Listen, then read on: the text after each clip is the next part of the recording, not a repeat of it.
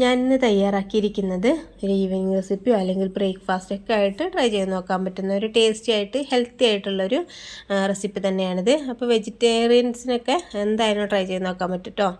ഒട്ടും തന്നെ non veg ഒന്നും യൂസ് ചെയ്യാതെ നമുക്ക് ട്രൈ ചെയ്ത് നോക്കാൻ പറ്റുന്ന നല്ല ടേസ്റ്റി ആയിട്ടുള്ളൊരു റെസിപ്പിയാണിത്.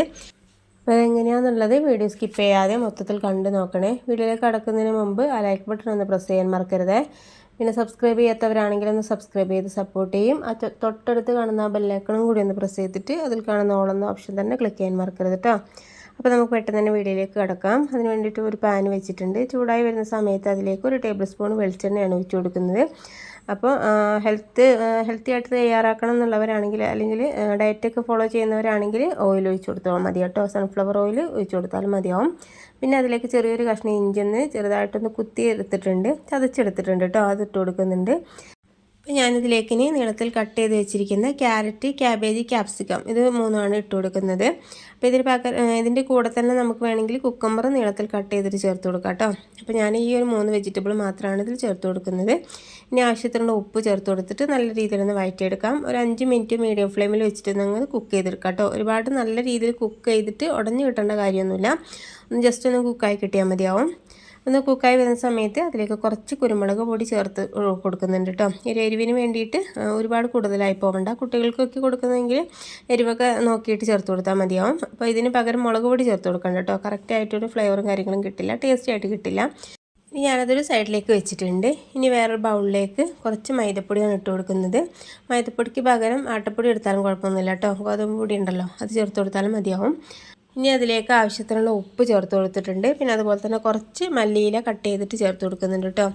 മല്ലിയിലും കൂടി ഇട്ട് കൊടുക്കുമ്പോൾ ഈ ഒരു ദോശയ്ക്ക് നല്ലൊരു ടേസ്റ്റ് ഉണ്ടാവും കേട്ടോ. അപ്പോൾ അതൊന്ന് സ്കിപ്പ് ചെയ്യാതെ ചേർത്ത് കൊടുക്കുന്നതായിരിക്കും നല്ലത്. അപ്പോൾ അത് മിക്സ് ചെയ്തതിന് ശേഷം ഞാനതിലേക്ക് നോർമൽ പച്ചവെള്ളമാണ് ഒഴിച്ച് കൊടുക്കുന്നത് കേട്ടോ. പച്ചവെള്ളം ഒഴിച്ച് കൊടുത്തിട്ട് നല്ല രീതിയിലൊന്ന് മിക്സ് ചെയ്തെടുക്കാം. അപ്പോൾ ഇതുപോലെ മിക്സ് ചെയ്യാൻ ബുദ്ധിമുട്ടുള്ളവരൊക്കെ ആണെങ്കിൽ മിക്സീൻ്റെ ജാറിലേക്ക് ഉപ്പും മൈദപ്പൊടി ഇട്ട് കൊടുത്തിട്ട് അടിച്ചെടുത്തതിന് ശേഷം ഇതുപോലെ മല്ലിയില കട്ട് ചെയ്തിട്ട് ചേർത്ത് കൊടുത്താൽ മതിയാവും കേട്ടോ. അപ്പോൾ വെജിറ്റേറിയൻ അല്ലാത്തവർ നോൺ വെജൊക്കെ കഴിക്കുന്നവരൊക്കെ ആണെങ്കിൽ അവർക്കൊരു കോഴിമുട്ട ഇതിൻ്റെ കൂടെ ഒന്ന് മിക്സ് ചെയ്തെടുത്താൽ മതി കേട്ടോ. അപ്പം ഒന്നുകൂടി ടേസ്റ്റ് ഉണ്ടാവും. അപ്പോൾ വെജിറ്റേറിയൻസിനെ ഒന്ന് ഫോക്കസ് ചെയ്തിട്ടാണ് ഞാനിതൊന്ന് ഈ റെസിപ്പി തയ്യാറാക്കിയിരിക്കുന്നത്. ഇനി ഞാനതൊരു സൈഡിലേക്ക് വെച്ചിട്ടുണ്ട്. ഇത് ചുട്ടെടുക്കാം കേട്ടോ. അതിന് വേണ്ടിയിട്ടൊരു പാൻ വെച്ചിട്ടുണ്ട്. അതിലേക്ക് കുറച്ച് ഓയിലൊന്ന് ബ്രഷ് ചെയ്ത് കൊടുക്കുന്നുണ്ട്. അപ്പോൾ നോൺ സ്റ്റിക്ക് ആയതുകൊണ്ട് ഓയിൽ ബ്രഷ് ചെയ്തൊന്നും നിർബന്ധമുള്ള കാര്യമൊന്നുമില്ല കേട്ടോ. അപ്പോൾ വേണമെന്നുണ്ടെങ്കിൽ ചേർത്ത് കൊടുത്താൽ മതി. ഓയിലിന് പകരം നെയ്യ് ഒഴിച്ച് കൊടുത്താലും നല്ലൊരു ടേസ്റ്റും കാര്യങ്ങളുണ്ടാവും. അതിനുശേഷം ഒരു തവി മാവ് എടുത്തിട്ട് ഇതുപോലെ ഒന്ന് ചുറ്റിച്ചു കൊടുക്കാം.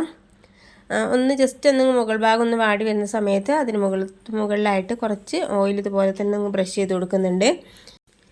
ഇതുപോലെ ഒന്ന് ബ്രഷ് ചെയ്ത് കൊടുത്തതിന് ശേഷം നമുക്ക് ഒന്നങ്ങ് മറിച്ചിട്ട് കൊടുക്കാം കേട്ടോ. മുകൾ ഭാഗം കൂടി ഒന്നുകൂടി ഒന്നങ്ങ് കളർ മാറാൻ വേണ്ടിയിട്ടാണ്.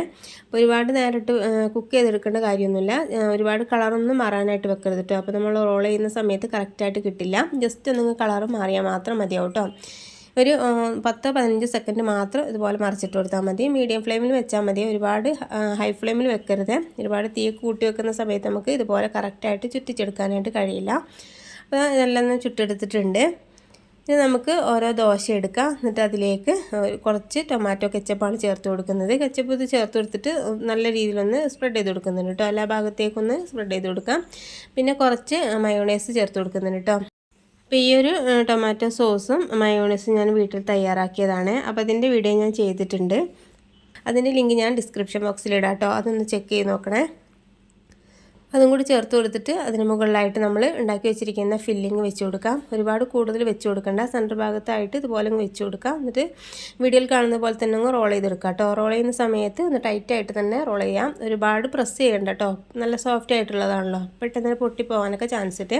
അപ്പോൾ അതൊക്കെ നമ്മൾ ഇതുപോലെ ഒന്നങ്ങ് ടൈറ്റായിട്ട് റോൾ ചെയ്തെടുത്താൽ മതിയാവും കേട്ടോ. അപ്പോൾ അത് കട്ട് ചെയ്യുന്ന സമയത്ത് കണ്ടില്ലേ, ഉള്ളിൽ നല്ല രീതിയിൽ ഫില്ലിംഗ് ഒക്കെ ഉണ്ടാവും. അപ്പോൾ ചിക്കനൊക്കെ ഫ്രൈ ചെയ്തെടുത്തിട്ട് ഇതിൻ്റെ കൂടെ ചേർത്ത് കൊടുത്തിട്ടുണ്ടെങ്കിലും നല്ല ടേസ്റ്റി ആയിട്ട് തന്നെ കിട്ടും കേട്ടോ. അപ്പോൾ ഇത്രയേ ഉള്ളൂ. നല്ല ടേസ്റ്റി ആയിട്ട് നല്ല ഹെൽത്തി ആയിട്ടുള്ളൊരു ഈവനിങ് റെസിപ്പി അല്ലെങ്കിൽ ബ്രേക്ക്ഫാസ്റ്റ് ഒക്കെ ആയിട്ട് ട്രൈ ചെയ്ത് നോക്കാൻ പറ്റുന്ന നല്ല കിഡിലും ടേസ്റ്റുള്ളൊരു റെസിപ്പി തന്നെയാണിത്. അപ്പോൾ നിങ്ങൾക്ക് വീഡിയോ ഇഷ്ടപ്പെട്ടിട്ടുണ്ടെന്നുണ്ടെങ്കിൽ ലൈക്ക് ചെയ്യാൻ മറന്നു പോകരുതേ. അപ്പോൾ നമുക്കിനി പുതിയൊരു വീഡിയോയുമായിട്ട് വീണ്ടും കാണാം. Okay, thank